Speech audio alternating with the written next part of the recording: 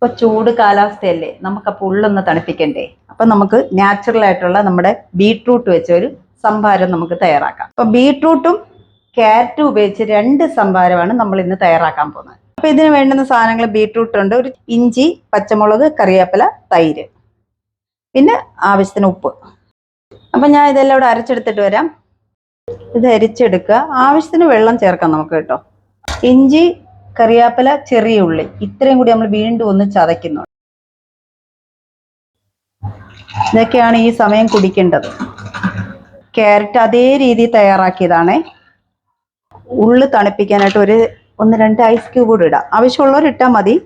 അങ്ങനെ സംഭാരം റെഡി. ഇത് ക്യാരറ്റ്, ഇത് ബീട്രൂട്ട്, രണ്ടും കുടിച്ചു നോക്കാം. അയ്യോ, അപ്പൊ സൂപ്പർ. സംഭാരത്തിന് ശകലം എരിയൊക്കെ ഉണ്ട്, അതുകൊണ്ട് മുളക് കണ്ടിടുക. ഓക്കെ, അപ്പൊ എല്ലാവർക്കും ഇഷ്ടപ്പെട്ടല്ലോ. Okay, by.